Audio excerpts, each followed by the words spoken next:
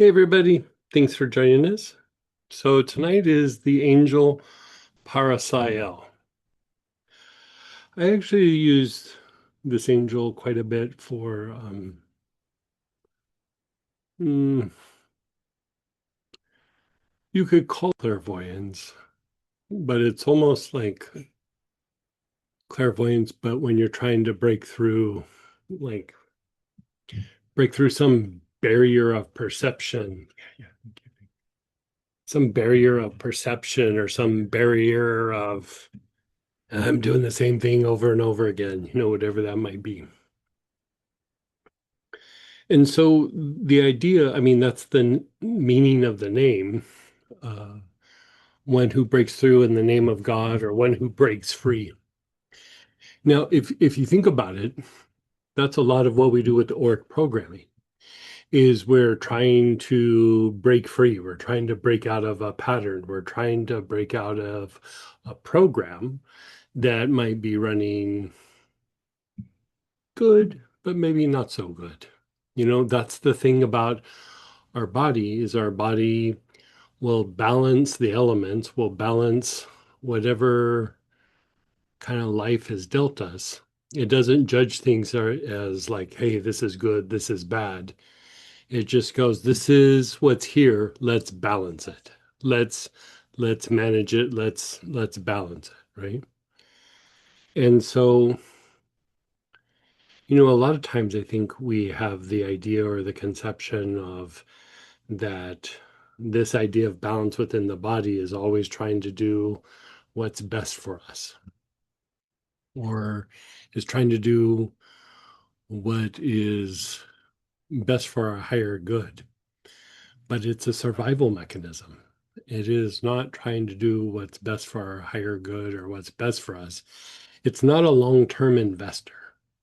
It doesn't think, hey, in 10 years or 20 years, if we don't make some changes now, it's going to be different in 20 years. Or if you don't spend some time meditating or doing some healing or working on these old issues, then in 10, 20 years, you might have a little bit of a rough time. It does none of that. Our mind thinks about that, but this idea of balance and homeostasis, that is not in the cards. It's trying to get through the right here, right now, and in the next foreseeable future, the next few minutes, maybe the next hour, 2 hours. It's tied to those ideas of fight flight where it's just trying to maintain a situation. It's not trying to cultivate something, right? But a lot of times we think that our body is just going to heal because it's what we need. And that is not necessarily the case. If we're in fight flight, that's kind of not going to happen. It's just like if you're really tired and you really need sleep and you go, oh, I'm going to go into the bedroom and I'm going to lay down and I'm going to get amazing sleep. And then you lay on the bed like a fish up on the beach and you flop around and you're like, why can't I sleep? Well, just because you wanted it and just because you need it doesn't mean that it's going to happen. If your body's in a super stressed out state, if there's poor vagal tone, if there's a bunch of stress energy or survival energy that is in play, then just because you're laying down to go to sleep doesn't mean it's going to happen. And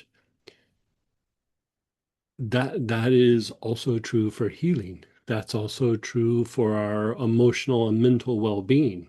It's not necessarily something that this kind of repetition and balance is going to address. If anything, sometimes it fights it. It kind of pushes back. It's like that story that I tell about, you're going along, you hurt your shoulder elevates, and it's like if your body doesn't adjust, you're going to walk around like this, and it's going to be hard to drive your car or run from a bear or whatever it is you need to do. So your body goes, okay, look, you can't walk around like this with your head sideways. So make this adjustment so that your eyes are horizontal. Your shoulder can stay there. The eyes will be horizontal, right? So then, you get through the day, you get through the week, you get through whatever you got to do. A couple of weeks goes by, maybe a month. Then you start trying to do things to heal the shoulder, put the shoulder back in place so that they're even, right? And so you go, okay, shoulder, relax. Well, your body's just done all these adjustments. It's balancing this dynamic. So when you go, okay, relax, the body is like, no, we've made all these adjustments. You're talking about all kinds of paperwork. There's going to be meetings for meetings. There's some red tape. You know, I don't know if the muscles on the other side are into this. I think they're really enjoying what's happening. They don't have to work as hard. You're going to have to motivate them to like do what you want them to do. I don't think it's going to happen, right? And it sounds kind of funny and silly, but these kinds of adjustments or lack of adjustments are happening in your body all the time.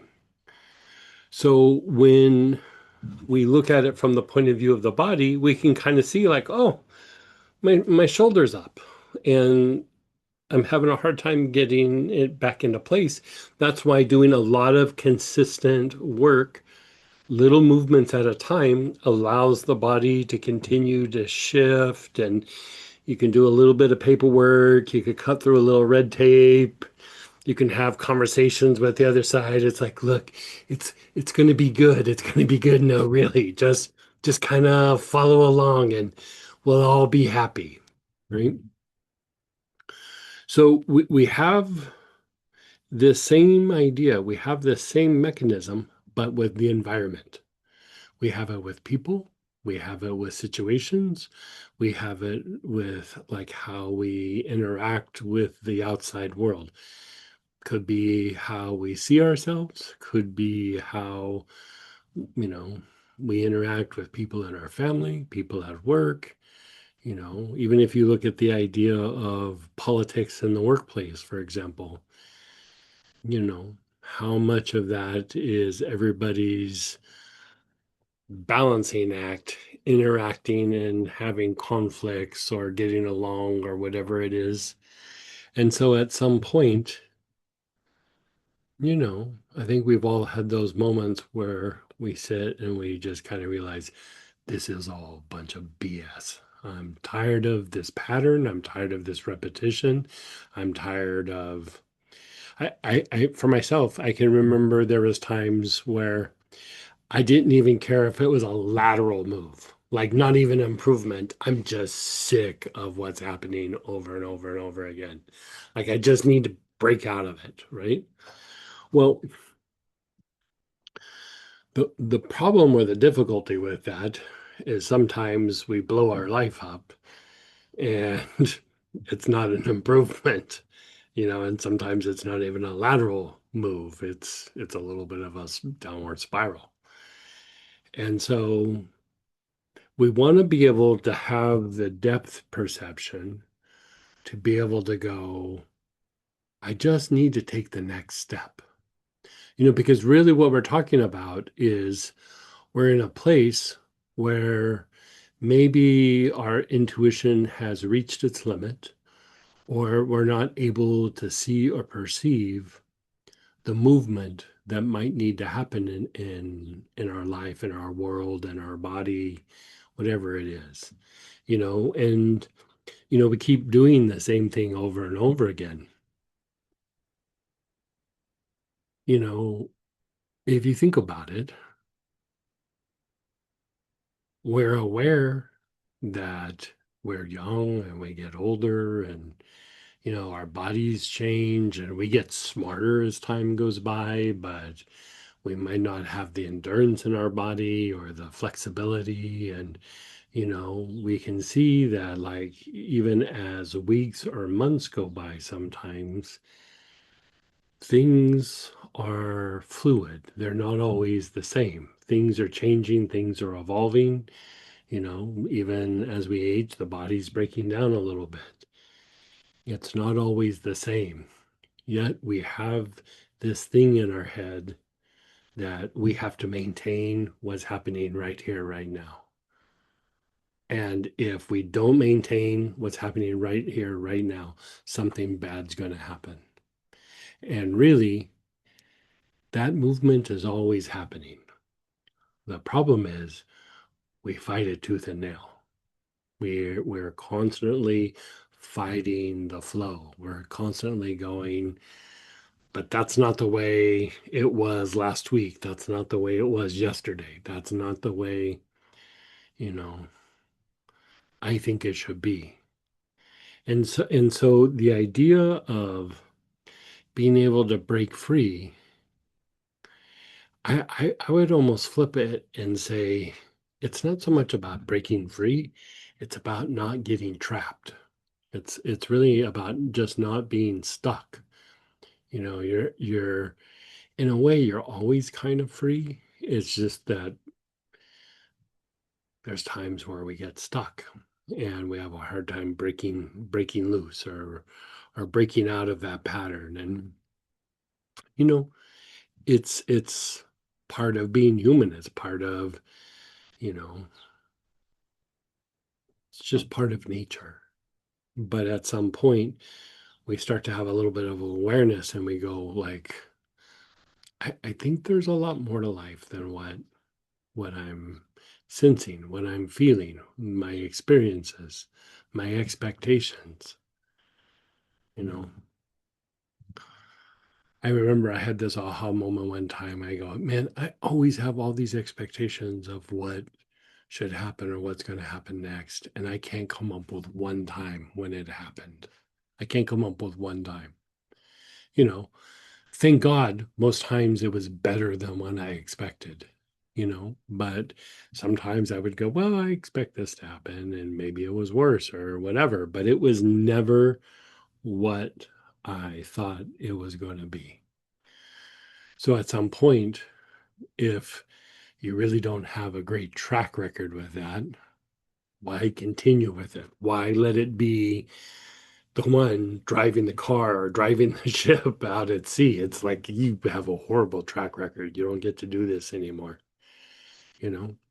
And so, really, what we're talking about here is accessing the more sensitive side of our mind, the more sensitive side of our emotions, and the more sensitive side of the body. One that is more able to perceive and be rather than think and like try to be willful and make things happen. We're open to the receiving, rather than trying to do or trying to make things happen, to let something come in, to let something move us, to let something guide us, to let something be different, even if it's just a little bit than it was yesterday or the day before or, the last time you did something. And, you could call that breaking free. You could call that going with the flow. You could call that, I don't want to do that other crap anymore. Like whatever you want to call it, you know. I think we all have a sense for whatever word you want to use, liberation, freedom, whatever it might be. And so this is helpful in the pursuit of that. So we're going to do it first um, with just the name, and then we're going to do it with the oil, and we're going to do a particular pattern. So close your eyes.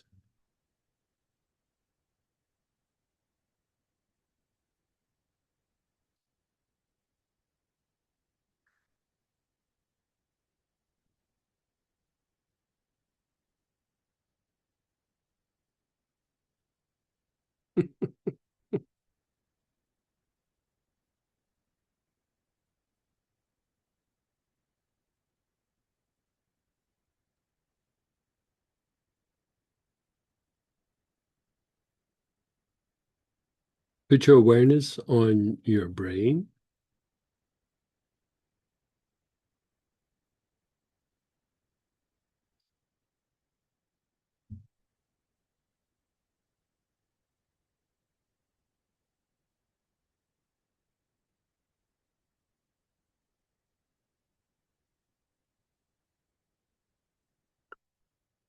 O ro so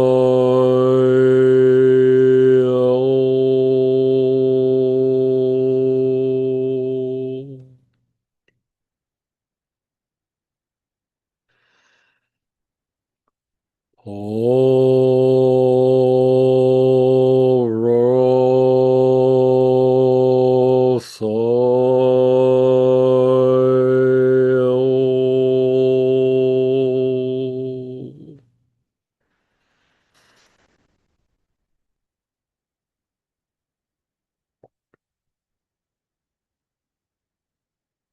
Ho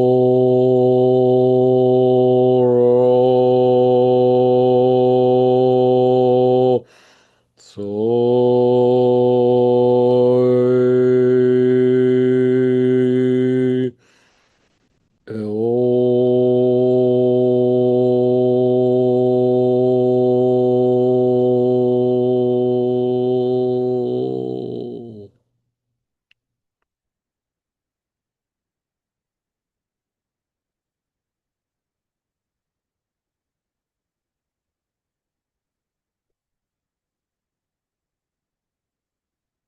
Oro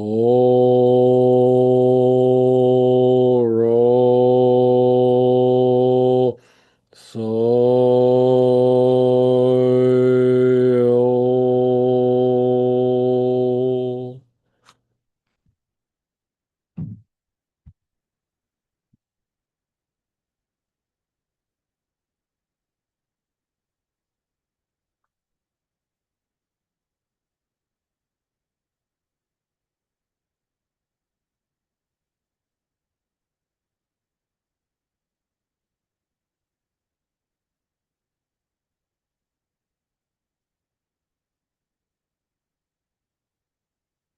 You're just being still.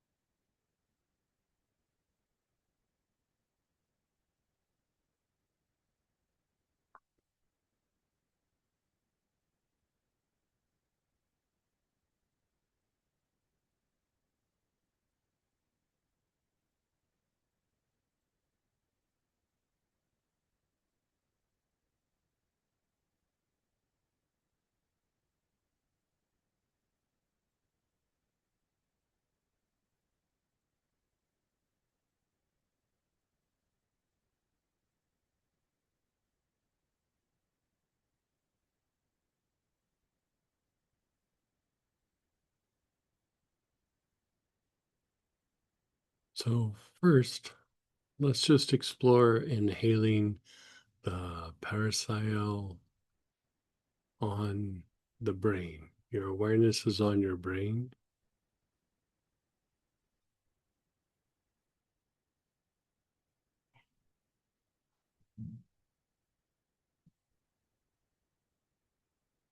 So you're inhaling and your awareness is on your brain.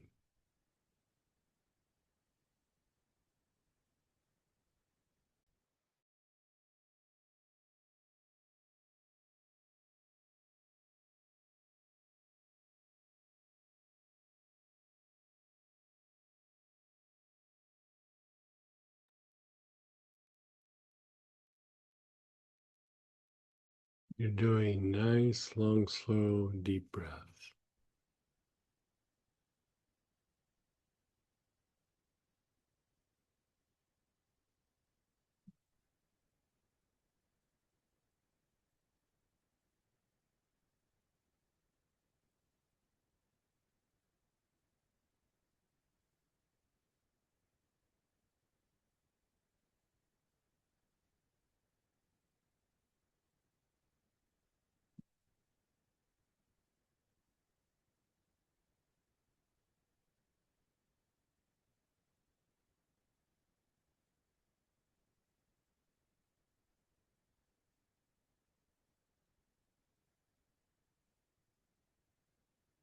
Okay, and then just pause and be still.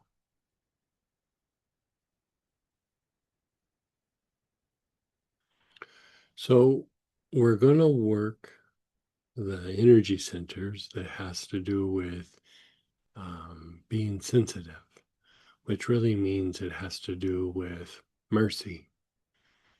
And I don't know if you've ever been in some of these repetitive patterns and you just want to break free. Mercy seems to be a good thing to look to, you know. Like I just need out of this. Like I'm on my last nerve. I'm at my threshold. I can't do this anymore. Right? There's centers that are associated with the will, and then there's centers that are more associated with love or with mercy. And so we're going to work those, and then we're going to maybe target a particular thing in our life, right? Somewhere where we could use a little mercy or a little bit of breaking free. Okay. So the very first thing you're going to do, you don't need to think about anything, visualize anything. You're just going to inhale the oil. Your awareness is on your navel. Nice, long, slow, deep breaths. Your awareness is on your navel.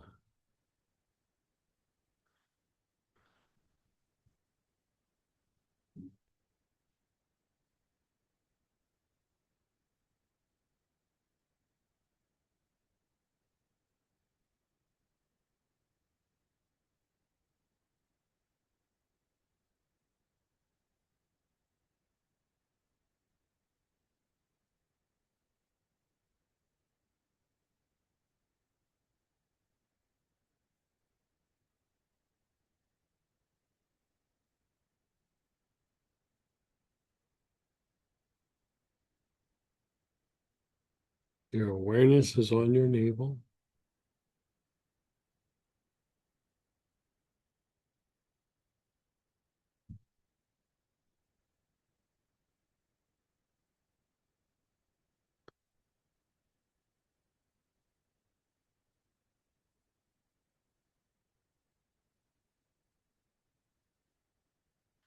Now you're going to move your awareness an inch and a half below your navel. And between these two spots, this spot is more significant. This area an inch and a half below the navel for this particular thing we're doing.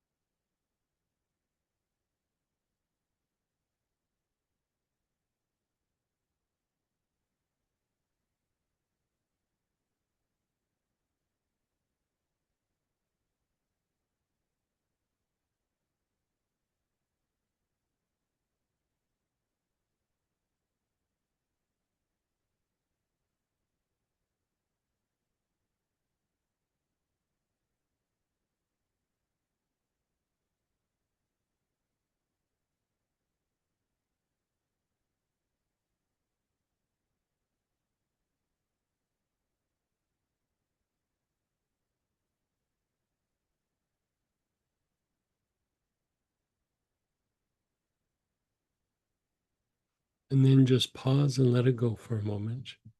Just pause and let it go.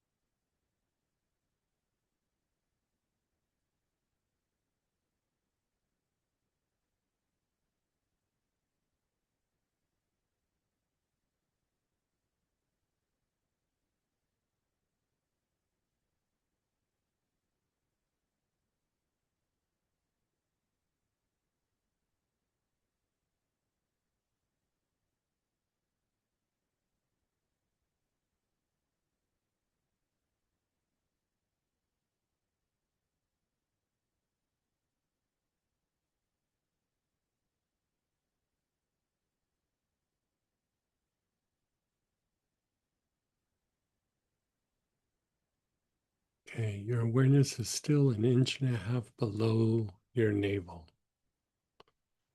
So inhale with your awareness an inch and a half below your navel.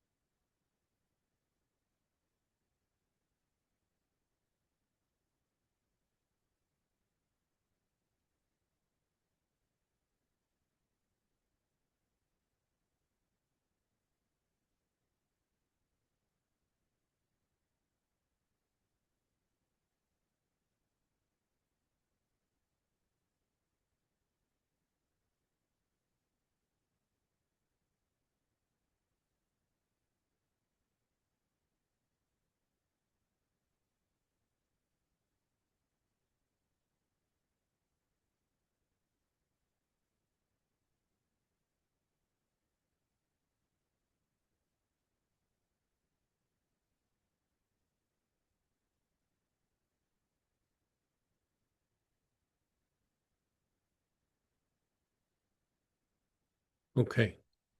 Now, in some previous practices in the last few weeks, from here we would shoot our awareness through the body to the low back area, right? That's to kind of cook the energy. And I know we're going to the same spot right now, but we're not doing the same thing. So you, excuse me, you're going from the navel, and then you're going down to the secondary navel, navel minor, whatever you'd like to call it, Dian Uh, you're just letting go, and then you just move your awareness to the low back. If you accidentally shoot it through the body, it's okay, but the mechanisms are somewhat a little bit different, and we're just wanting to move our awareness to the main man. So don't start combining the techniques, right? So your awareness is just simply on the low back, the back side of the navel.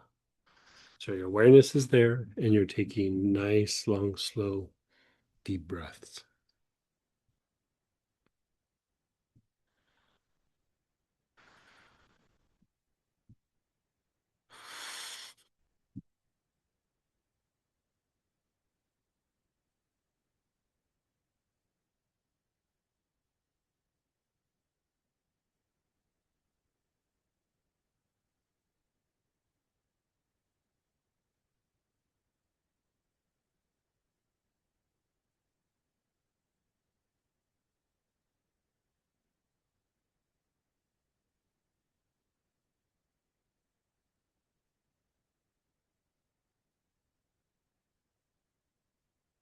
You're on that low back area. You're taking nice, long, slow, deep breaths.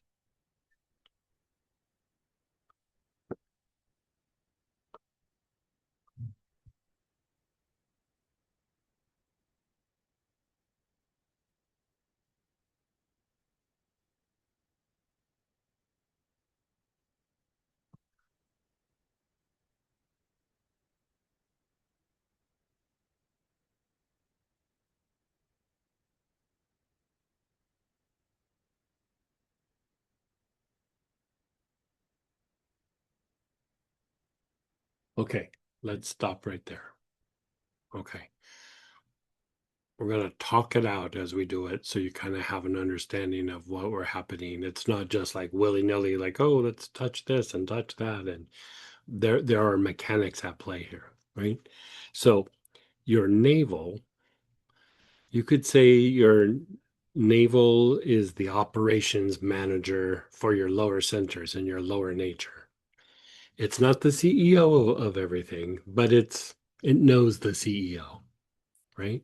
It gets emails from the CEO, right? So your navel is really tied to, it's like a reflection of your lower nature. If it's um, a bunch of wild horses, it's going to be reflected in the navel. If it's just something super out of control, reflected in the navel. If it's well behaved, except like maybe every once in a while it goes a little nuts, still reflected in the navel. If it's well behaved all the time, reflected in the navel, right? This is why in different traditions, like you see like mudra down there, or you might see like the medicine Buddha holds a bowl kind of in front of that, or some of the other beings have these like little bowls that they hold off to the side. And part of it is tied to basically like helping to kind of clean up the lower nature. And it's not like it's bad and it's got to go. It's a lot like trying to get your dog to pee on the paper. It's really more about that. Like it's a good dog. It's just sometimes it pees wherever it wants to pee and it needs to pee on the paper, right? And the thing with your lower nature, it's good at survival. It's really good at survival, but it also doesn't pee on the paper very well. And so you're just training it to go, okay, look, you're good at survival, but you know, behave when company comes over and don't do weird things and be on the paper and do those things that whatever needs to be done, right? And so by using angel and going there, what you're starting to do is you're starting to regulate the aspects of your lower nature, which is your stress responses, your survival drives, your protective mechanisms, the things that get super engaged in fight flight, and when we get triggered and those things where you're like, God, I wish I really wouldn't do that. It's the navel down, like the navel, maybe the spleen, the sex chakra, the main man, the basic, it's somewhere in there, right? So by going through and doing this, basically what you're doing is you're restoring the nervous system. You're actually helping to produce gold in the body. And gold is physicalized spiritual energy, right? Spiritual energy comes in, it's very fluid, right? It just kind of goes and moves around. But then at some point it physicalizes, right? It physicalizes and becomes less fluid. It just kind of sticks in a particular area, or it kind of sticks in a part of your energy body, right? So going back to the idea of the mechanisms that balance your field, right? Part of what they're balancing is the elements, the building blocks for your body, your emotions, your mind, right? When we think something repeatedly, we attract energy from the environment, elements or elementals that then mix with the thought energy and they physicalize, right? They concretize, right? And they become like a thought form. Or we have very strong emotions, right? And when we have really super strong emotions, again, we attract energy from the environment. It mixes with the elements or the elementals, and then it concretizes.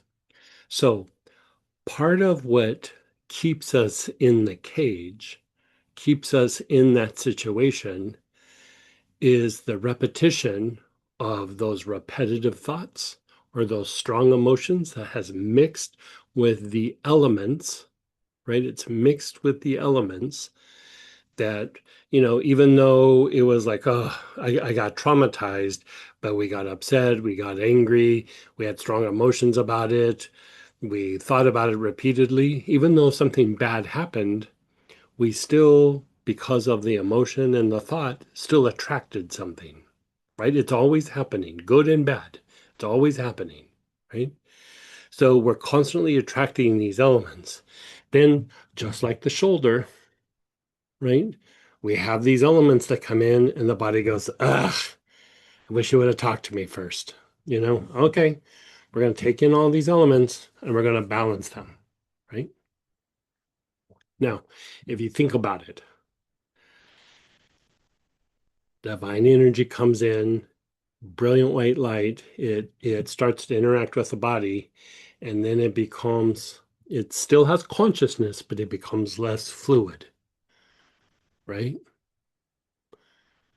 Why? Why does it become less fluid? It's because it's mixed with the elements.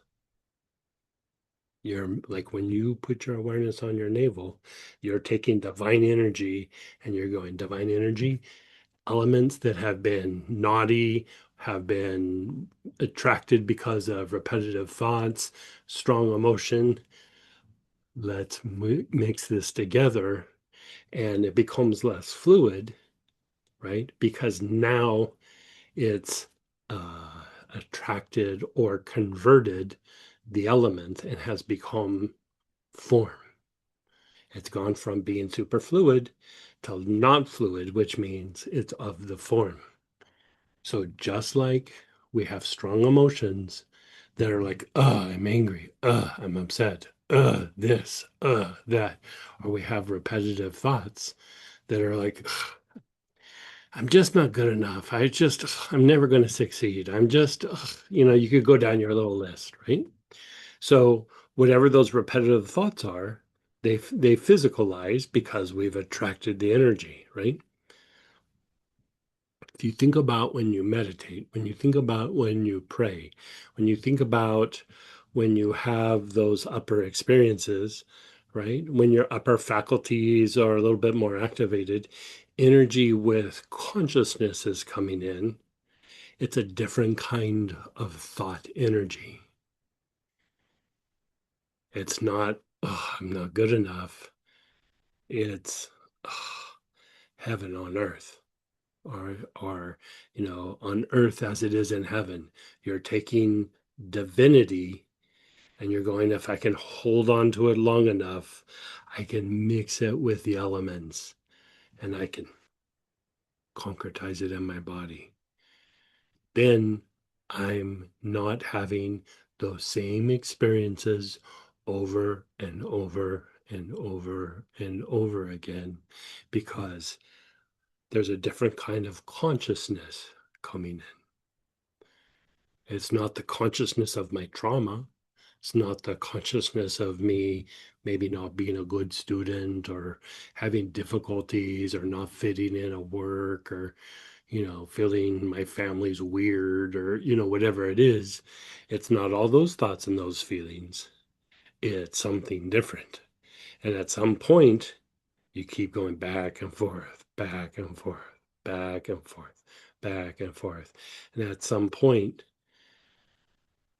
you break out of that lower repetition, and there starts to be this kind of different perspective, like this different flow, this different kind of momentum that gets generated within the body. Because now it might have all those weird negative experiences, but even like the positive ones. Like I think back when I was young and I was like, ugh, I'll think of some really positive experiences. They couldn't hold a candle to my negative experiences. My positive experiences are like, yeah, there's some really good things, but the negative things, uh, man, they had juice. They had a lot of juice.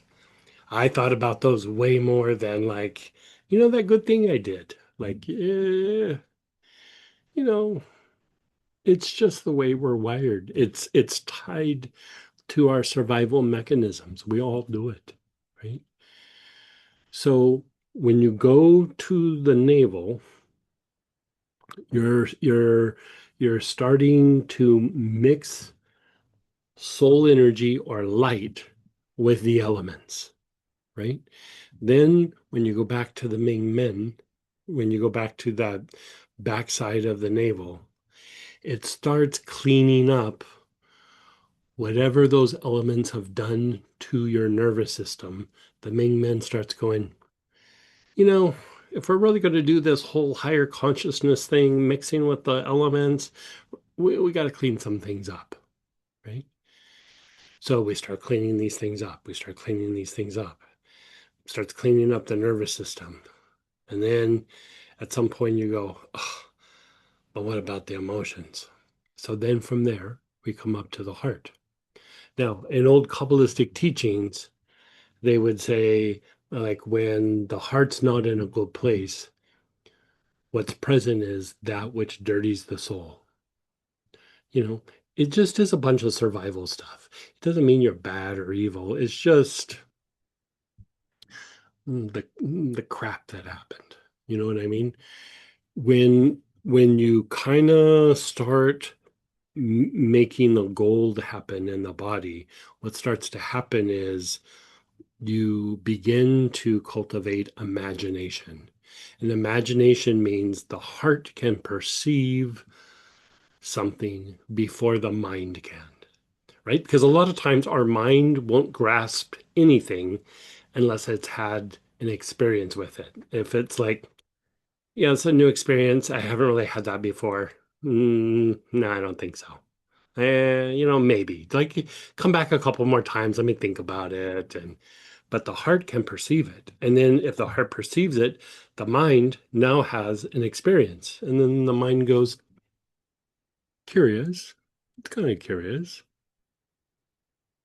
Yeah, it's kind of I kind of like that feeling. I like that feeling. It's kind of nice. Right. So after we go from the navel to the Ming Men, that backside of the navel, then we come up to the heart, right? And the heart further transmutes or changes the elements, right? So we've done the navel minor, the Ming Men. So now you're going to come up to the heart and you're going to inhale the Parasiel with your awareness on the front heart. So you don't need to think about anything. You're just taking nice, long, slow, deep breaths on the front heart.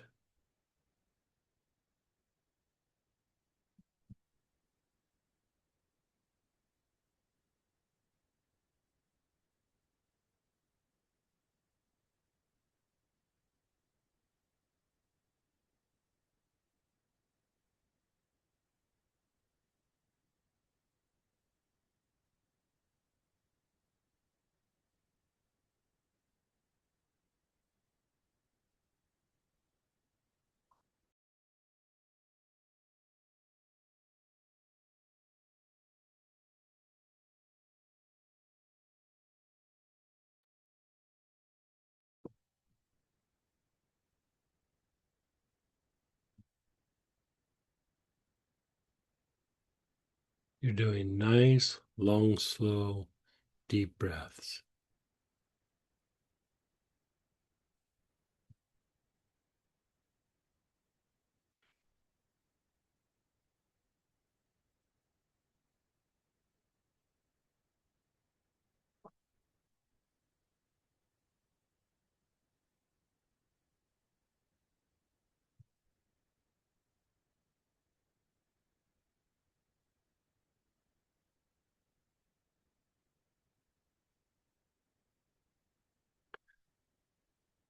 Okay, so we're cultivating a little bit more of imagination, the ability to perceive. You could say the front heart sees what needs to get cleaned up. The back heart provides the janitorial services necessary to clean it up, right? So your emotional janitor is between the shoulder blades. So move your awareness to that area between your shoulder blades.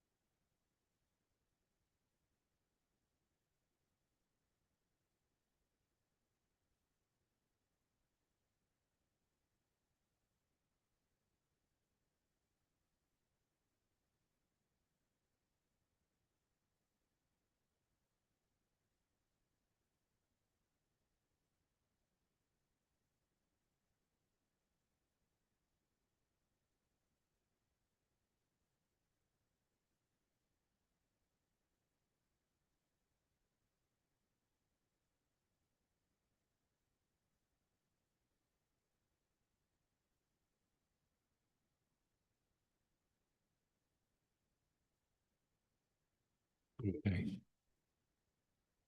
So we're kind of doing this. It's like a trial run. We're talking through it so that we understand, because sometimes we're doing things on similar centers, but because of how we sequence the centers or maybe the angel that we're using, there's different things that are happening or different outcomes, right? So we've done the navel minor. We went back to the Ming Men. Then we went to the front heart. We went to the back heart. We're cleaning things up emotionally. Now, in some of the practices, right, in some of the practices, when we would go to the crown, part of what happens is the crown is spinning and it can move energy down into the body, or which means it takes spiritual energy and concretizes it, like it pushes it down into the body. Or it can take energy and raise the vibration and shoot it up towards the incarnated soul, right? So in some practices and some of the sequences, what you're doing is you're kind of grabbing up things and you're trying to release things. You get it up to the crown and then you shoot it out the top of your head and it kind of goes up to the 12th chakra and registers as lesson learned, right? Like you're like, okay, whatever this tendency is, this pattern I have in my life, lesson learned. Okay. It's a little bit different with this particular process because remember, we're trying to break free. We're trying to have mercy. We're trying to not keep doing the same thing over and over again. What we're really trying to do is we're trying to turn light into love. We're trying to turn light into stability. We're trying to turn light into providence. It just doesn't happen. It's actually something that mechanically, like if you put it in motion, it will produce a result. There's rules, there's laws, if you follow the steps, it will produce a result, right? So this is what I like to call when you've done the pattern to where we're at, and now we're going to go to the crown. Remember, it's instead of having our negative experiences that we felt so intensely, or the negative thoughts like I'm not good enough, I'm never going to succeed, people don't like me, whatever it is. You have the repetitive thoughts that eventually like kind of physicalize in our aura and our body and our nervous system. But now we're starting to be able to bring in a higher energy with consciousness and mix it with the elements and like concretize that in our body and in our nervous system. So if that's the mechanism, after you've mixed, like you do the navel minor, the Ming Men, then the front heart and the back heart, and you come up, the next place is going to be the crown. And so this is what I like to call the baby bird technique. You know what I mean? Baby bird. What's a baby bird do when it wants to be fed by the mom? It just lifts its head up and opens its mouth, right? So when you can get the energy through all this and you get it here, it's going to shoot up energy, but there'll be a corresponding downpouring of energy that is probably 3 or 4 times stronger than what went up. Right? Whatever we put out comes back to us a little bit stronger, right? So at this point, if we've gone through and we've kind of cooked things and we've cleaned them up and we've had some janitorial work done and, these elements have been, had a detail service and it's been all cleaned up and polished, and then we release it out the top of the head, what we're really doing is we're releasing and we're waiting for more energy with consciousness to come into the body and begin to override those past negative feelings and those past negative thoughts. We're just, if you shoot it up, you just wait for the corresponding downpour and it will automatically start upgrading your body. It will start restoring the body, right? So put your awareness on your crown.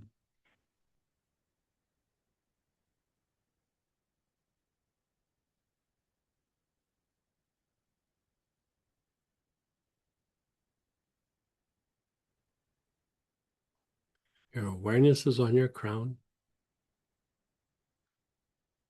You're doing nice, long, slow, deep breaths.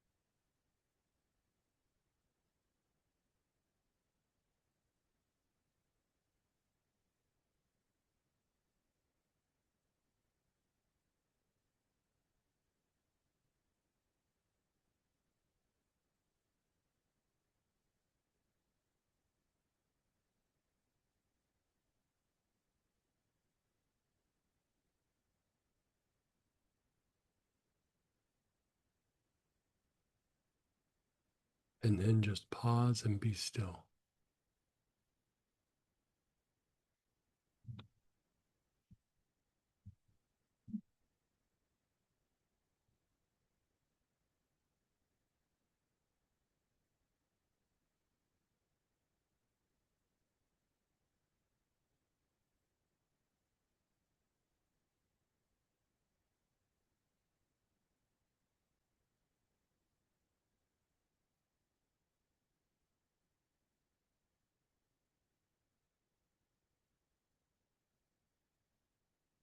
How's that feeling?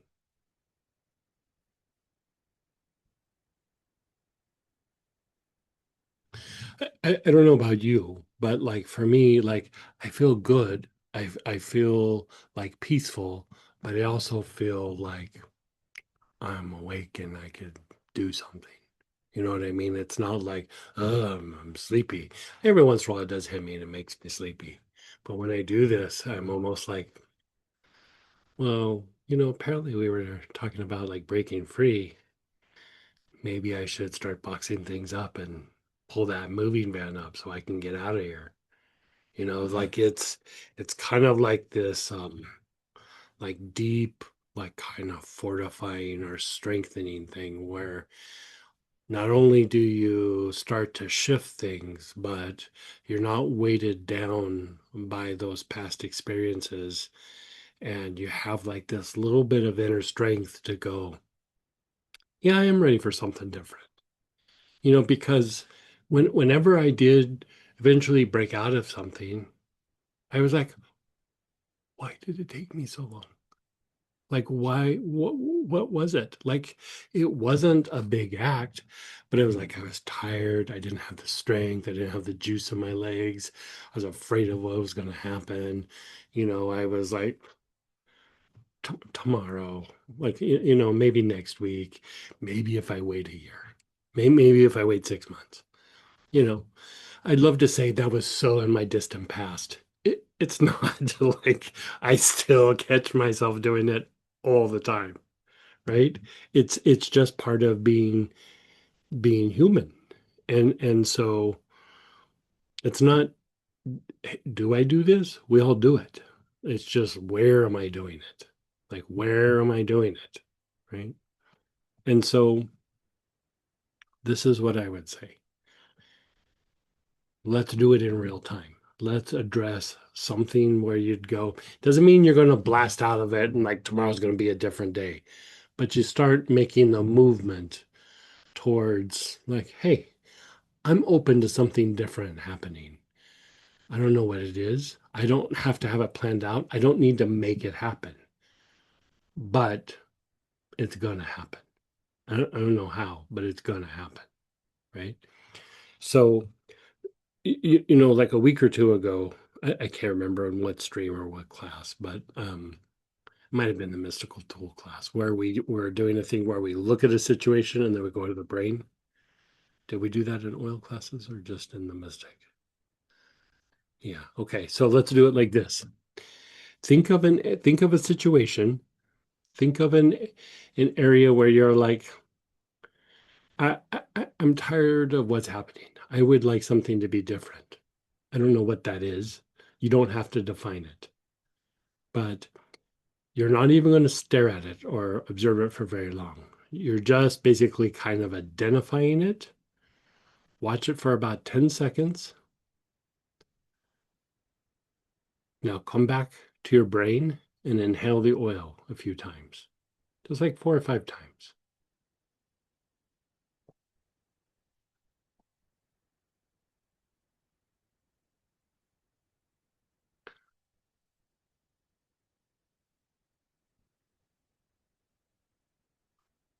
So, and then when you're done, just stop and let it go for a moment. Like, say this is about a relationship, or say this is about work. Doesn't mean when this happens, I'm going to go ahead and quit my job, or I'm going to break up with this person, or I'm getting a divorce. It just means the dynamic of whatever it is going to shift and change.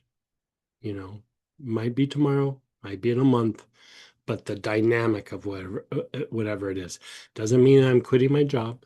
Doesn't mean I'm breaking up in this relationship. Doesn't mean I'm not being friends with this person. Doesn't mean I'm not going to do it whatever it is anymore. It's just that it's going to have a different dynamic to it.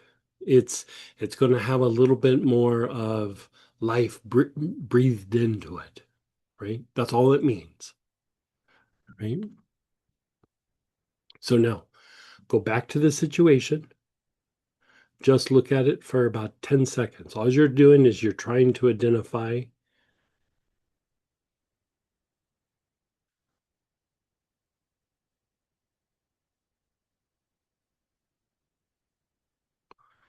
Okay, now come back to your brain, inhale the oil.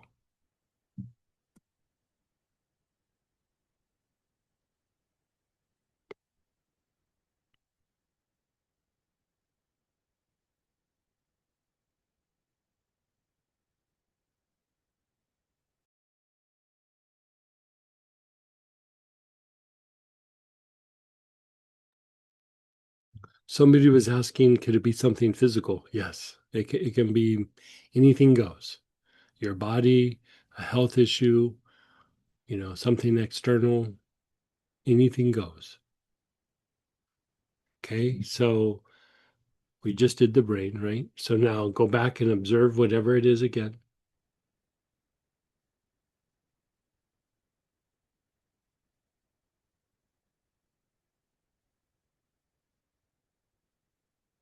Let it go. Come back to the brain. Start inhaling the oil.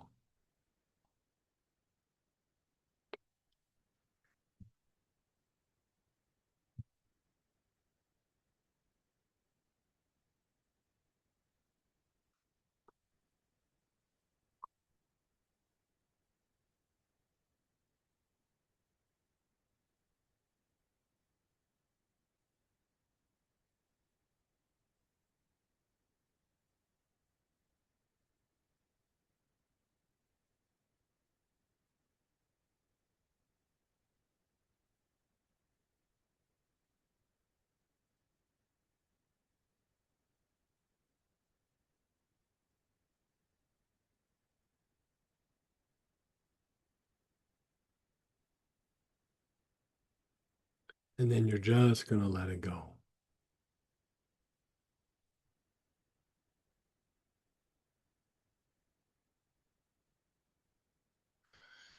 That piece right there is to identify where we're stuck or where we're in bondage. Now, your awareness is on your navel. nice, long, slow, deep breaths with your awareness on your navel.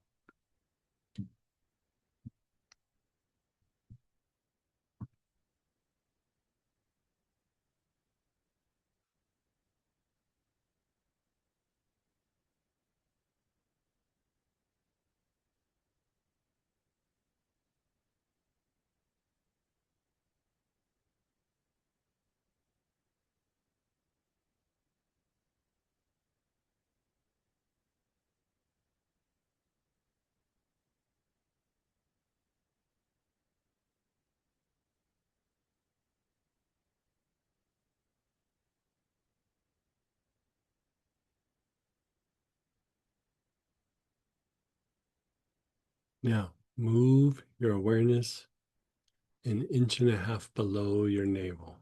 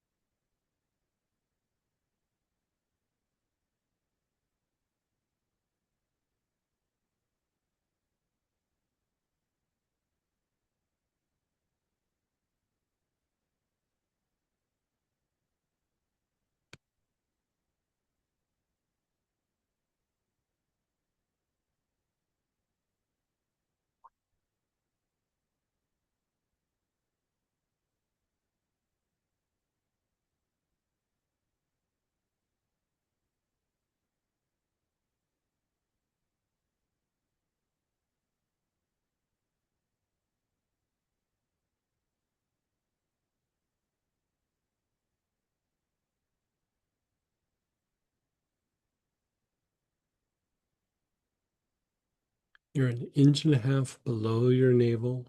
You're taking nice, long, slow, deep breaths.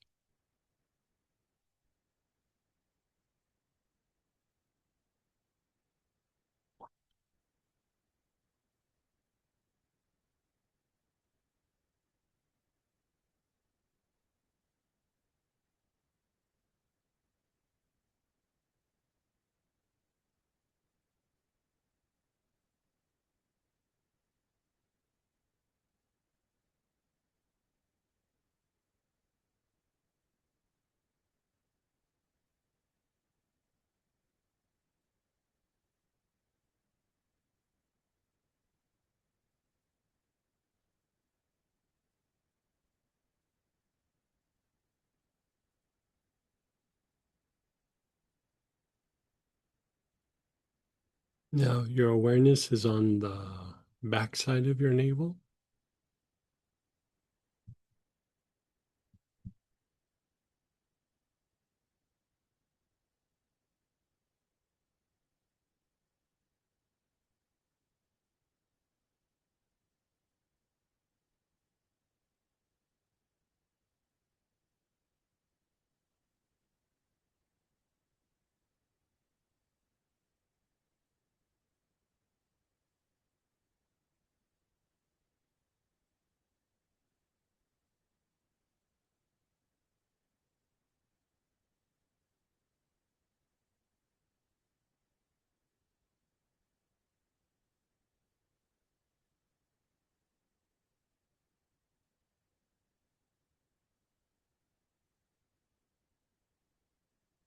Move your awareness to your front heart.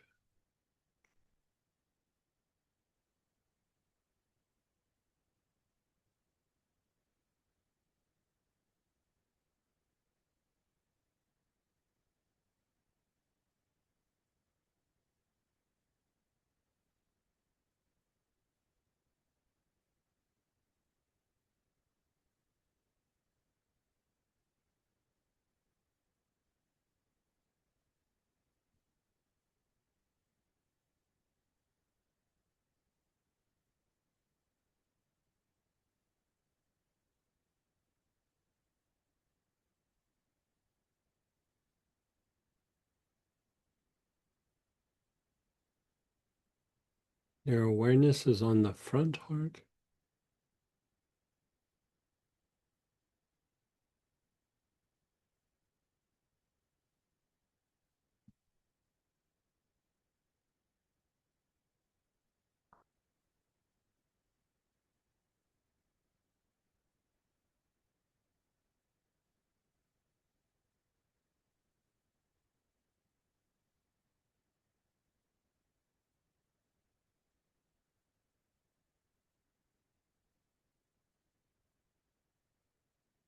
Your awareness is on the back heart, that area between your shoulder blades. Nice, long, slow, deep breaths.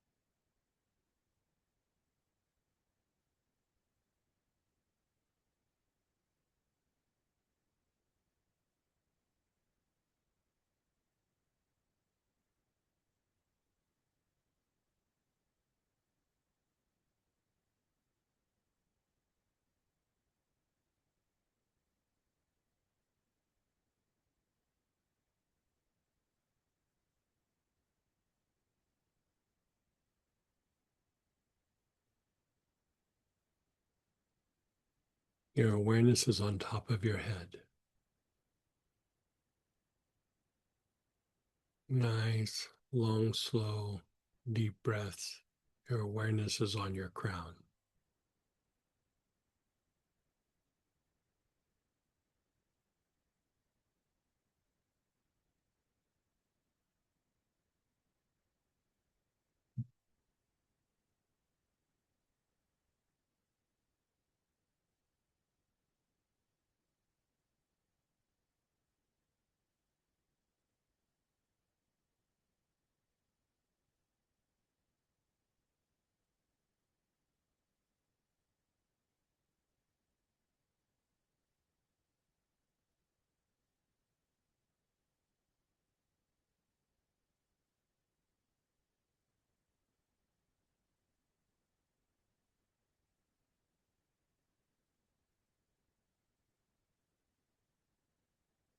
And then just pause and be still.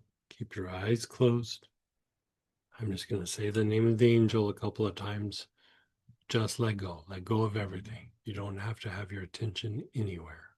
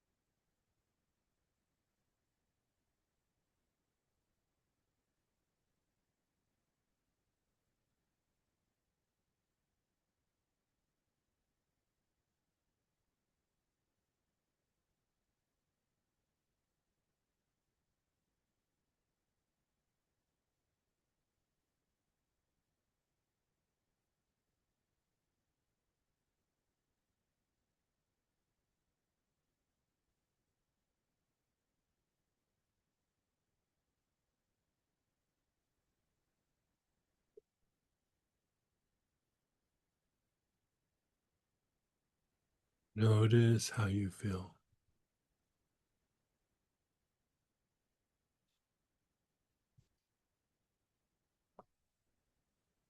Again, we're all going to have different experiences, but I find this to be relaxing. But whenever I do this practice, I feel inner strength and inner resolve. Like, when I'm on my last nerve and I'm like, I just got to break free of this. Uh, Really, what I'm also saying is, I don't have the juice in my legs. I'm tired of doing this. I can't do it anymore. I would like some sort of magic to happen where I'm out of this situation. And this is like plugging into an outlet and getting some energy where you go, okay, I can do this in a way that's compassionate, structured. I can do it in a way that is stable, but I'm moving out of here.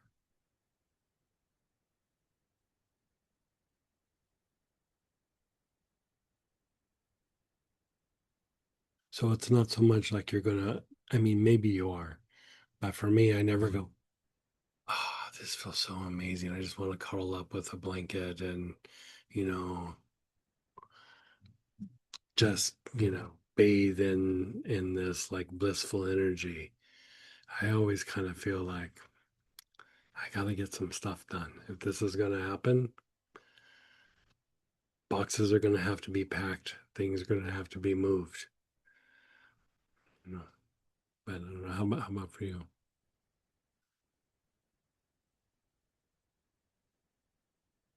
You're feeling pretty chill.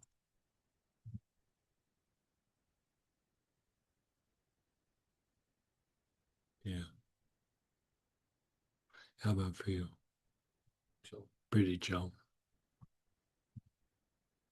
Maybe I need to break out of something. That's why I keep feeling that. I don't know.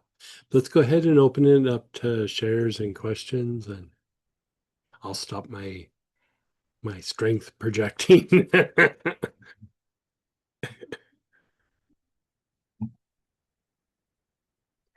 Go ahead, Laura. Hey, Laura. Hey, Greg. I have a few questions. Sure. One, when you were saying the name, are you using AUM at the beginning and the end? Is that part of So, it? so the idea would be, both could work, but you could just do the name. But like how I did it is I said OM at the beginning, and then after I said the name a few times, I said AUM. And you could also say, instead of you could say amen, or you could also say whom. And in the idea being that, we're in the process of like wanting to break free, right? So Om is actually cleansing. It's like deconstructing. So it's like, okay, As in OM? yeah, OM. Okay. Right. Like, so if you're trying to concretize something, don't use OM because it will keep breaking things up and releasing old calcified energies and it won't concretize. Like, it's like you're clearing space or you're clearing something internal or you're clearing a pattern. And then you say the angel name. And so you've invoked the name of the angel, and then or Amen or whom actually has the energy is moving downward. It's concretizing. Like that's why, like you say your prayer, and then at the end you go Amen, right? You're concretizing the prayer. You're concretizing the higher aspect that you tapped into, and you're going, okay, I'm bringing it into my body. Amen. You're shoving it into the earth, going, this energy with consciousness, I'm shoving it into the earth so that I attract the elements that help bring this prayer into form. Great. It's like this is the perfect thing today for me because and what I was doing was something that I know better, but I had an expectation that somebody would change because of something that I did, and I Yeah. know better. Yeah. Um, is that But something when you find that in life a lot that even yeah, though I I, know I was just better, going to say, I would love to be able to say like, oh, do this, and I've moved past it. Like I still am learning that. Like, why didn't I get that? I would say it gets better, right? It gets better, and better meaning that you still might do it, but you catch it sooner and you pull out of it sooner. It's like before I was like, okay, maybe in 3 or 4 years they'll get it. And then after a while, it's like maybe in a year they get it. And then after a while, it's maybe in 3 months they get it. And then maybe in a couple of weeks they get it. And then after a couple hours, you're like, they're not going to get it. and You that's where it keeps getting shorter. That when it's getting better, it's getting shorter. You still might do it, but I go back to like the Dalai Lama um, talking about getting angry, and the whoever was interviewing him goes, "Do you get angry?" And he looked at him like a crazy person. He was like, "Of course I do. Yes, I'm human. I get angry." And he goes, "But it passes in a few minutes." You know, if you look at the average person, it a lot of times something that's upsetting like that would take years. And then, as we get older, it's like, well, maybe I'd let it go or whatever. And it maybe it gets a little better. But the more that you do these kinds of things, you'll notice that even when you do it, you go, okay, look, they're just going to keep doing the same thing over and over again. So let's pull out of it. Let's not have the expectation. Let's move on. Let's give up on that dream or that hope or whatever it is, and it just is what it is. And so, I mean, if you can pull that off, I mean, that's amazing. well, I can't pull it off, but what No, what but I like if have you found, keep doing right, it, getting like better. yeah, if What you I keep what doing I have found is after years of taking classes with you, studying with you, it's much better. It's much it. Mhm. better, but it's still there. The question is if i- if if I did it concentrated on one thing for a period of time, I would assume that that's going to help me even more with this particular thing to get through. Yeah. And the thing that I would say too is that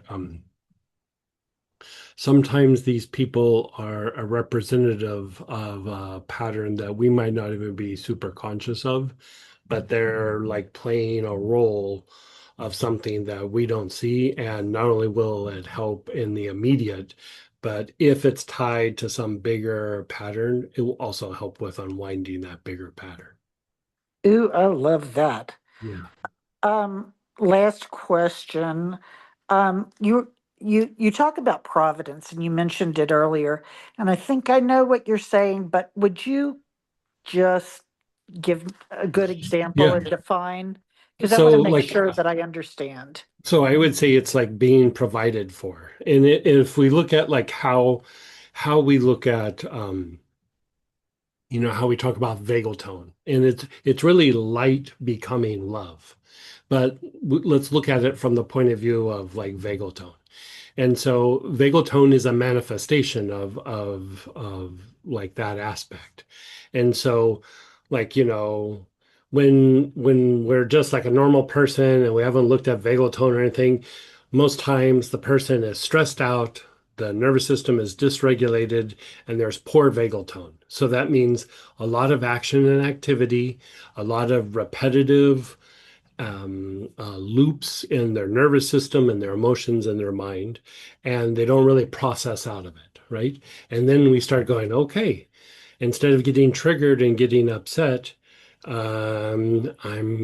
I'm going to process this. I'm going to process the emotion. I'm going to break out of the stress response. I'm going to break out of this loop, and maybe something different happens. So like when we talk about like, okay, this happened, feel it in your body. How does it feel in your body? And you shift from like being able to focus, and then it shifts to awareness.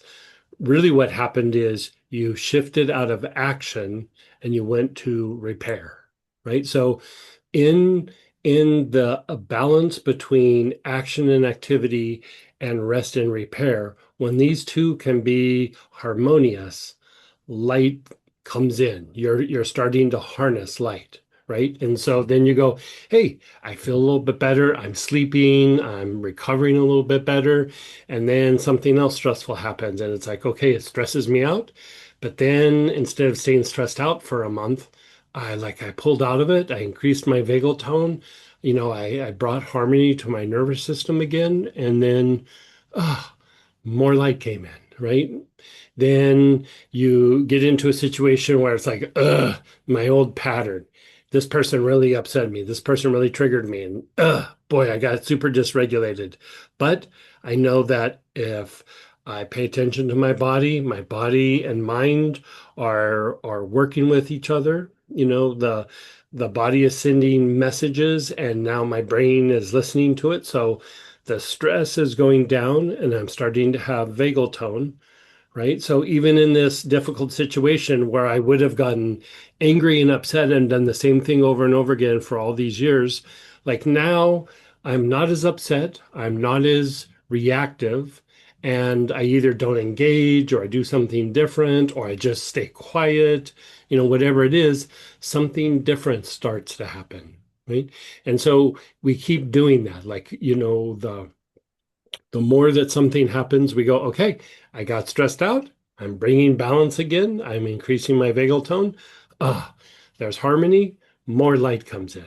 And then as you keep doing that, if you think about like how difficult situations cause us to have a reflex or a response or get triggered, and then we go, but bring it back to vagal tone. Eventually, what starts to happen is when bad things happen, because we're not doing the same thing we always did, and we're bringing it back to vagal tone, we're then able to cognitively make choices instead of just reacting. At that point, even something difficult, you go, well, okay, I keep doing the same thing over and over again, but I've noticed, and you notice a little bit of a pattern, and you start breaking out of that pattern a little bit, or you just go, I'm always trying to fix this. I'm going to wait and see. I'm going to let it play out. I'm not going to be the one who engages, whatever it is, right? It's usually more spontaneous than going in with a strategy. So in that balance, all of a sudden something that is potentially negative, because you don't just react and go to like a negative like place, it kind of plays out, and we can learn, we can grow, we can adjust, we can adapt. And really what happens is we take something negative, some sort of interaction or some sort of situation, and it actually evolves into something positive. And as that begins to happen, that is the beginning of light becoming love or providence. So even when something negative happens, if you sit with it and work the aspects of how we talk about vagal tone and dysregulation and intellect and intuition, and you play that out, light eventually becomes love, which means that you're provided for. Even though something might start off, something might be very negative, but you go, okay, I'm going to learn what I need to learn. I'm going to make adjustments. I'm going to take care of some of the tasks that need to be done.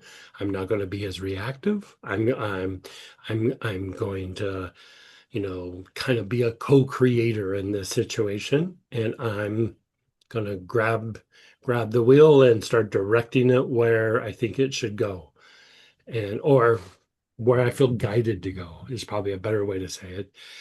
That becomes love or providence. That was awesome. Yeah. Thank you. You're so welcome. You're so sweet. No, I love it. I love that Yeah, stuff. yeah. Thank you. You're so welcome. Someone shared question, maybe in mercy, courage comes? It can. Like I think that's what I was probably calling like strength is like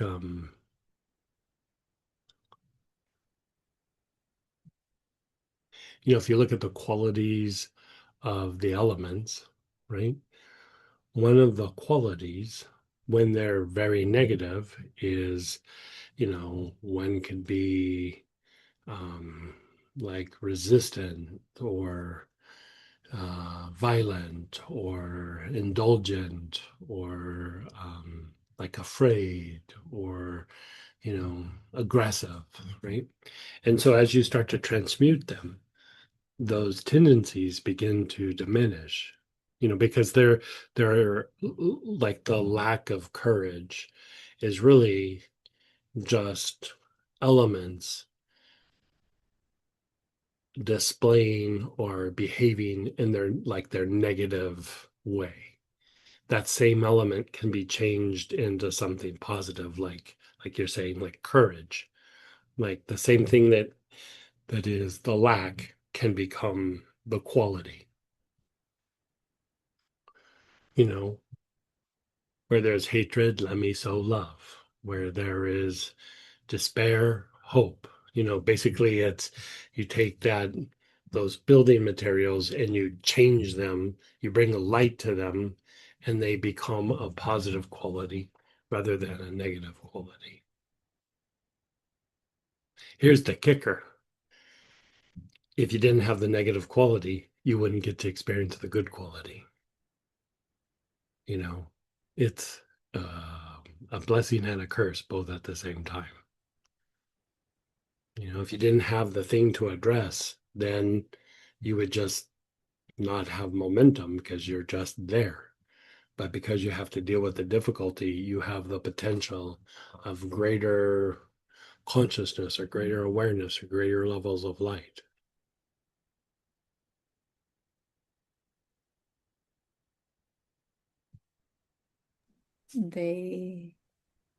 Yeah, go ahead, Lorraine. There's so much. I'm going to have to listen to this one again. Just so much. But I just wanted to share that over the last week, I have had situations where, yes, things that I in the past would have said, oh, that was very, very negative, but then turned out to be positive.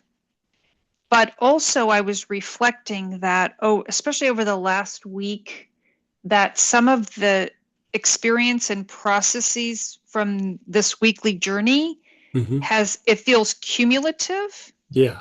And honestly, I had more peace and I was less reactive.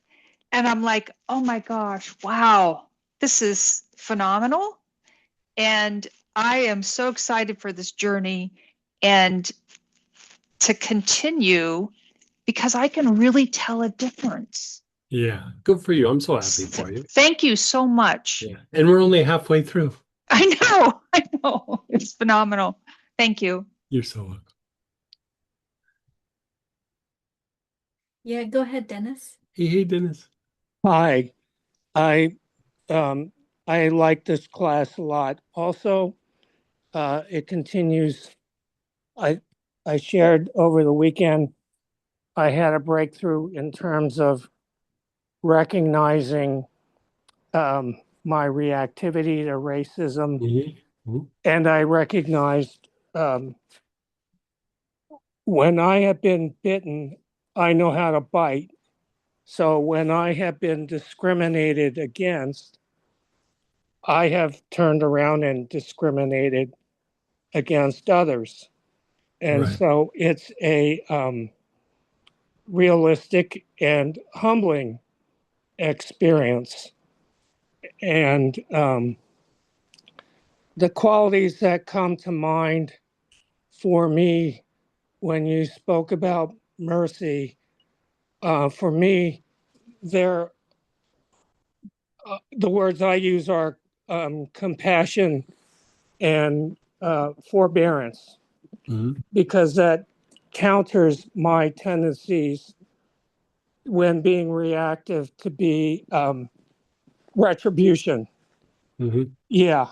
Uh, And I think that, going back to what we were talking about, I mean, I think that's just, when we talk about our primal drives and when they're calling more of the shots, or they're, more in that reactionary or protective mode, it is that kind of eye for an eye, tooth for a tooth. It's that, we all got it in us. We all do. And yes. just to simply start going, the only this is what I said to myself many years ago, and I still remind myself of it, is like I'm tired of fighting, and I'm tired of like bleeding out all the time. I'm just tired of it. And Yeah. it stops being about like right or wrong, and it's like, am I really in danger here? Do I really need to protect myself? And if not, can I just walk away, or can I just not do something, or just, you know, let the other person have the last word, or whatever it is. And you know at first it's a little bit like, oh, that's a tough pill to swallow, but after you start having more of the peace, I think it starts to be like, I'm choosing peace. It's not about the person or the situation. It's really, do I want peace, or do I not want peace? Or do I want stability or not want stability? And it really stops being about right or wrong, and is just about, like, what am I trying to cultivate in my life? You know? I agree. Yeah. In 12 steps, often when I have my head on right, I'll say, um, nothing F's with my serenity unless I let it. But usually I don't think about that. So yeah, thanks for the Yeah. reminders. Changing the subject slightly, I'm used to thinking of OM and AUM and AMEN as equivalent. And I thought I heard you say that um, OM is about breaking up. And Yeah, it's then I got deconstructing. confused. So could you Yeah, yeah. review that, No. please? Yeah, so Ohm is more about deconstructing, like it's breaking things up. Like if you think about it, it's like kind of right, it's the energy like rising up. And Okay. then Om, or Amen, or Hum, is about energy coming down, or concretizing and physicalizing. Oh, okay. Yeah. Thank you. I'm done. Someone shared, there is so much space between the sounds, profound quiet. Oh, There's good. plenty of noise, sound of air conditioner, your voice, the squeal of tires as someone nearly peels out a car going gently by. I just feel so much more quiet than before the practice. Oh, good.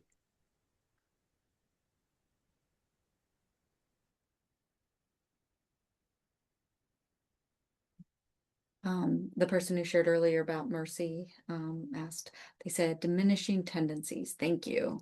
Sowing beneficial actions. Yeah. And go ahead, Dan. He did. Hey, um, this kind of dovetails so much with the weekend kind of thing. Just it's like developing an inner strength, if you will. Hmm. Like like just with what you were saying, um, to be able to just kind of let go and let myself evolve and let the other situation evolve, but not have them do it together kind of thing, right? Just kind of just go through the accepting light and growing with light and giving the other situation light and then but not having to do it together. Does that make sense? Like it's not Yeah, necessarily yeah. Like again, like when we talk about these things, I kind of go to, like, my struggle is as like an example, And the thing that I would say is like, given a situation, a new project, something happening, and, like faced with it, and you go, okay, here I am 15 seconds into it. My brain would always go, these are the 30 things that could go wrong. These are the 20 things that could go wrong. And, I had somebody tell me, I think when I was younger, like they were like, oh, it's just because you're smart, or, something, how some a friend would say or whatever. And like, even when they said it, I was like, it doesn't feel really accurate, but you did call me smart, you know. But really, if you think about it, how much time do we spend in just survival mode? Because that's really all that is. It's not really smart. It's just like, okay, if I'm going to survive this situation, I got to resolve all these different difficulties that might happen or potentially could happen. And I might need to be like aggressive or afraid or whatever because they might happen, when really it's just like a triggered response. It's a reaction, it's a reflex. And the more that we act out on it, the easier it becomes. And so to be able to go, you know, I'm just going to maybe see how this plays out a little bit. Yeah. And lo and behold, every time I did that, it was never what I thought was going to happen. Never. I was always surprised, and usually like pleasantly surprised. And then I was like, we always, I'm talking about for myself. We're always talking about like obstacles and difficulties and everything. My biggest obstacle and difficulty is me. It's me in survival mode. It's me not looking at what's happening right now because I'm like, but so many bad things have happened in the past. I need to make sure that they don't happen again right here, right now. And to be able to go, I'm in an okay place. So maybe I get a little embarrassed, or maybe somebody says something and, whatever. But it's not like I'm running from a bear and I go, if you just stand there, the bear's not going to eat you. It's never a situation like that. It's usually, you know, some social interaction or some dynamic with, a person or whatever. And I mean, I think we still need to be smart about things, but at the same time, to not keep just letting the experiences of the past dictate the future. Yeah. Because Yeah. that's where I was at. Yeah. All my past experiences were going to dictate everything that was going to happen to me. Yeah. Kind of It's like like, I got tired of it. I yeah. got so tired of it. Yeah, it's just like kind of like I think we had the discussion of the story, right? Which was a bit of an epiphany during last week. And it was like, here I am trying, I got to do this, take care of that, because otherwise that's going to happen. I mean, I Right. find myself more maintaining the story Right. than actually just kind of being. Yeah. And I get so wrapped up in that it's Mhm. and it's never turned out the way it's like I mean, Right. I'm kind of just echoing you, right? It's never whenever I try to control it or turn it to, think, oh, well, if I do that, that's what's going to happen. If I do this, that's what Right. it never turns out And that and way.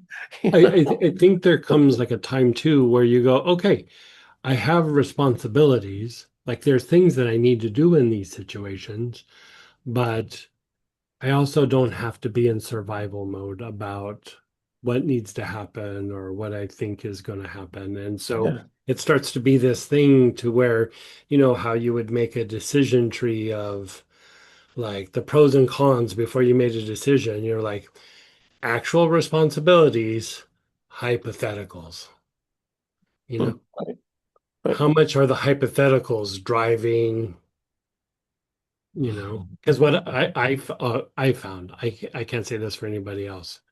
the more I paid attention to the hypotheticals, the more I did not take care of the responsibilities. Yeah, same. Yeah. I can empathize with that Yeah. so much, so much. And then I get lost and you kind of lose track of what the actual thing is that we're trying to maintain or trying to go for as the goal. Yeah, I get kind of bunched up, if you will, with trying to make sure that that other piece happens. Yeah. But yeah, yeah, but so good. Yeah. Yeah, so good to see you this weekend or Yeah, last it's good to see weekend. you. There was such a shift, such a shift. I can't put a word on it just yet, but a shift developed. It was definitely a one of the most moving weekends. Let's put it that way. So Yeah, it's one of my favorite classes.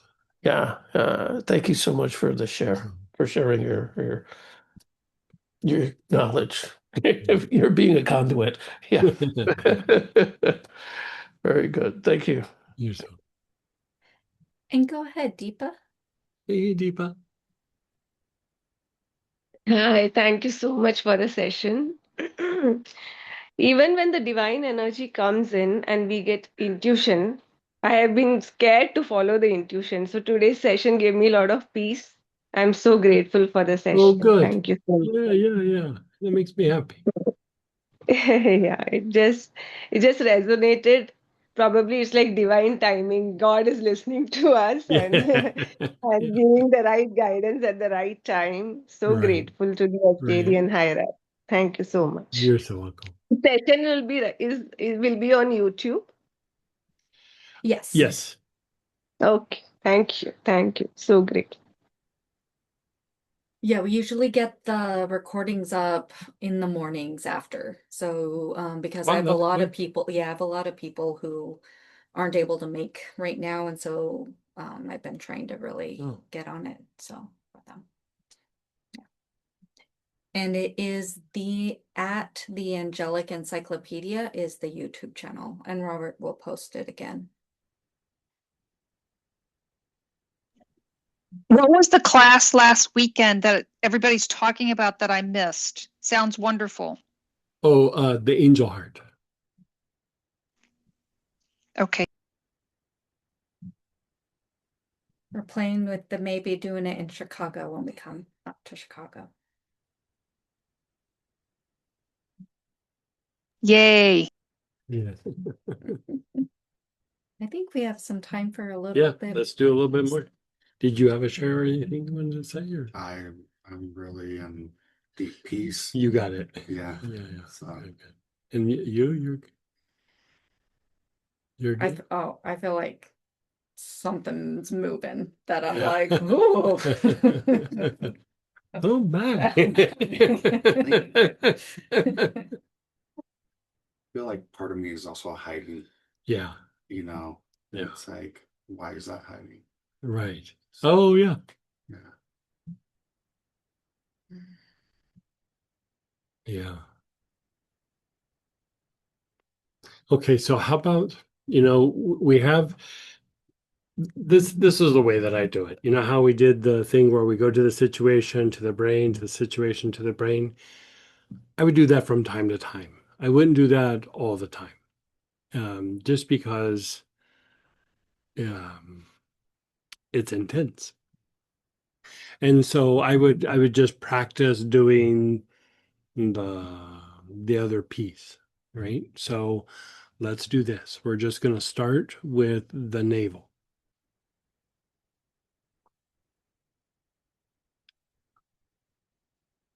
Your awareness is on your navel.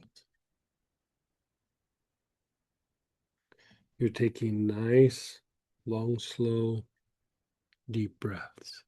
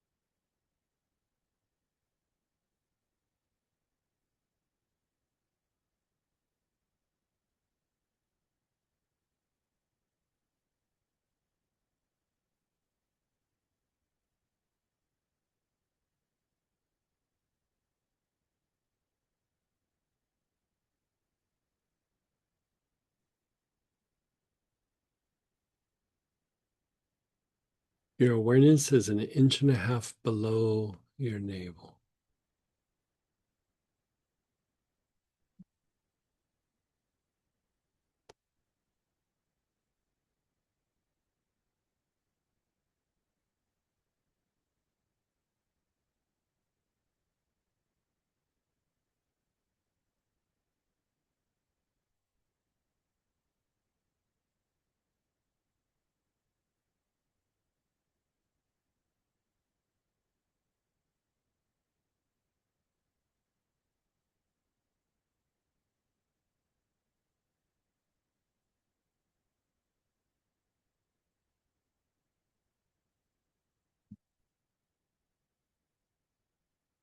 Your awareness is an inch and a half below the navel. You're doing nice, long, slow, deep breaths.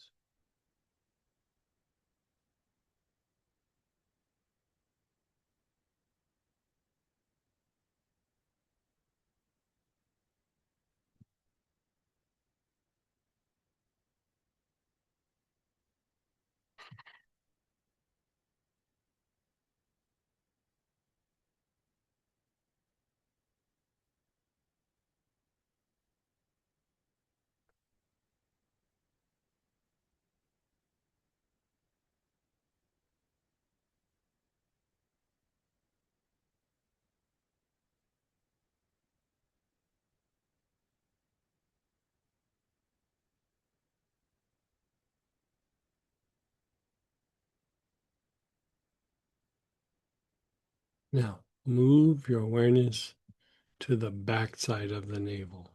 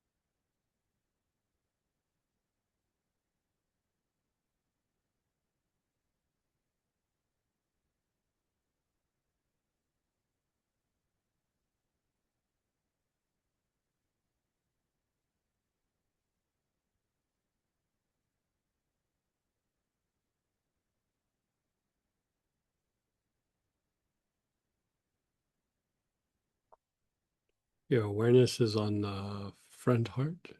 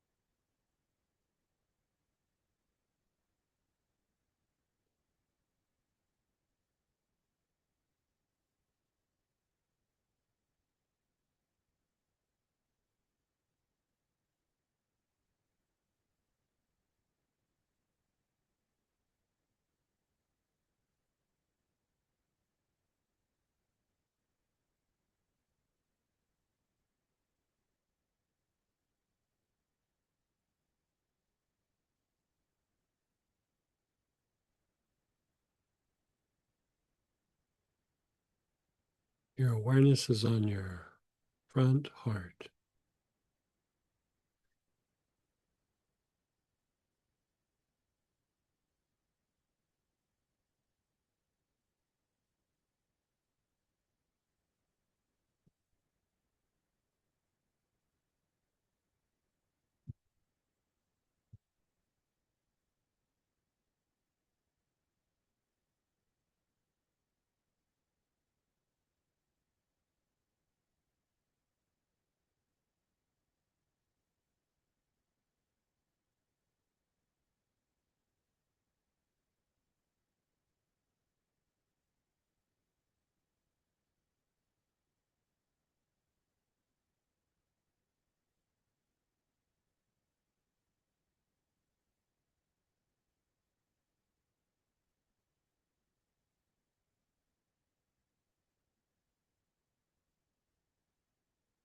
Your back heart, that area between your shoulder blades.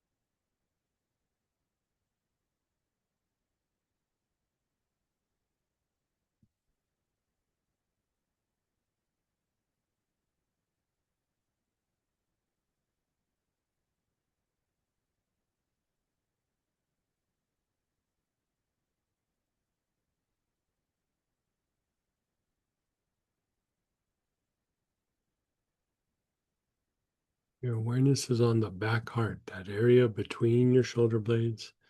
You're doing nice, long, slow, deep breaths.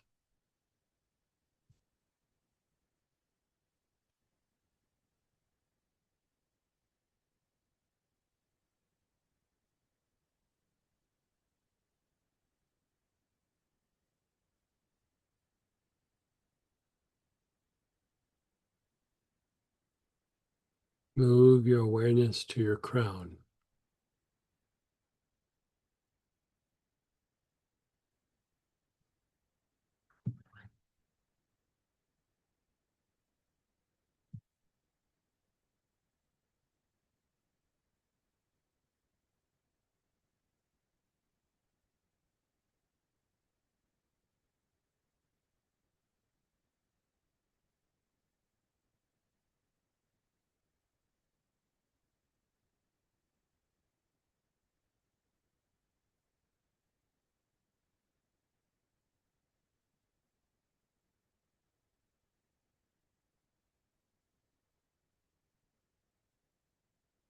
And then pause and let go.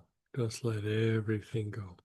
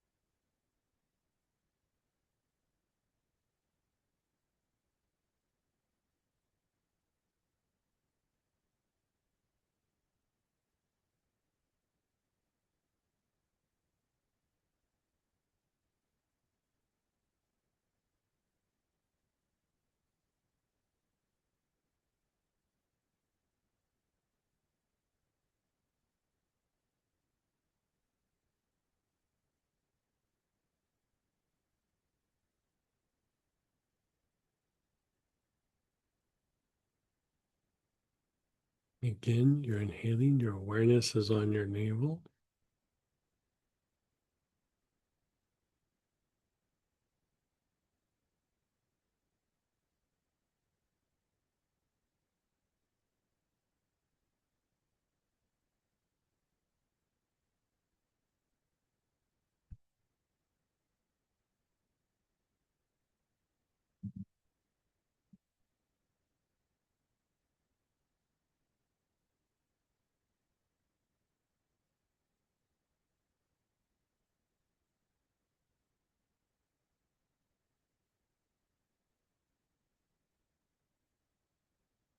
An inch and a half below your navel.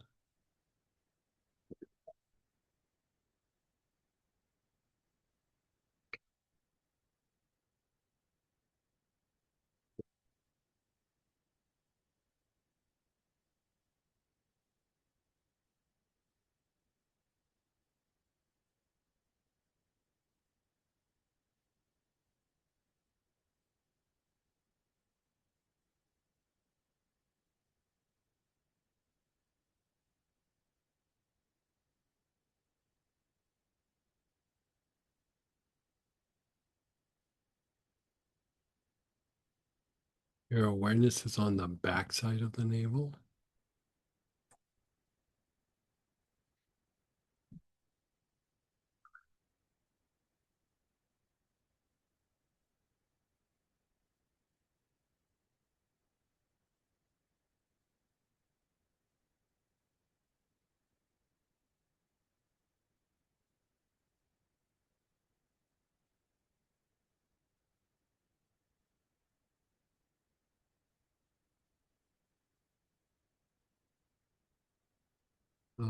Front heart.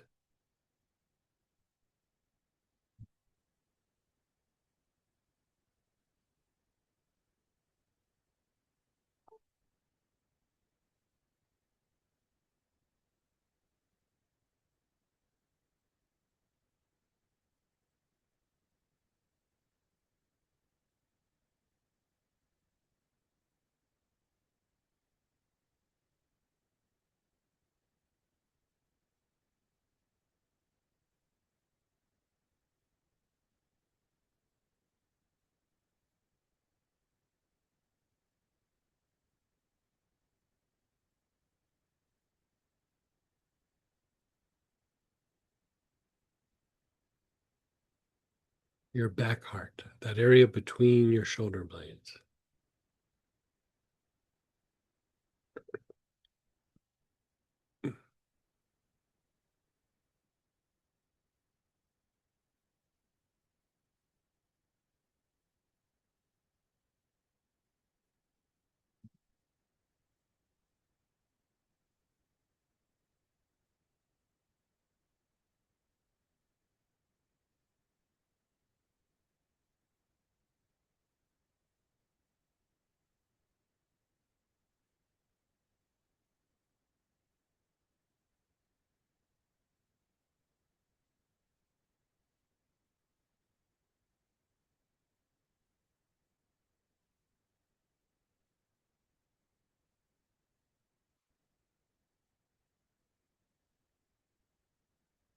And then your awareness is on the crown,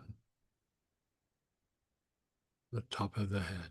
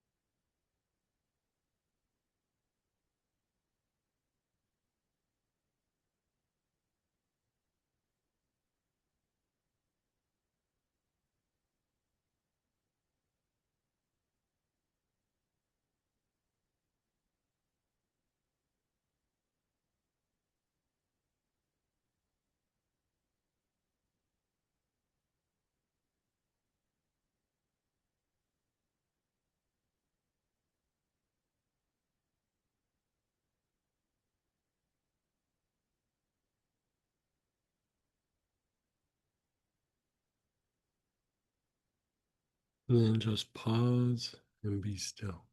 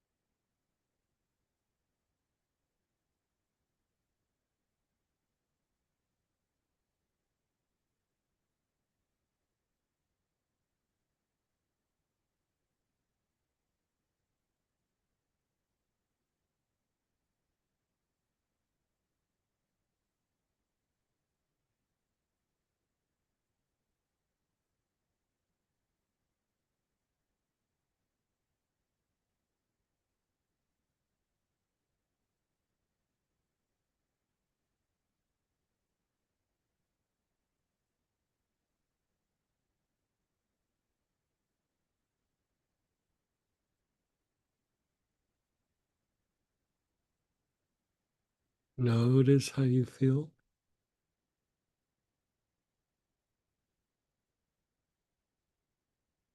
Your body, your emotions, your thoughts.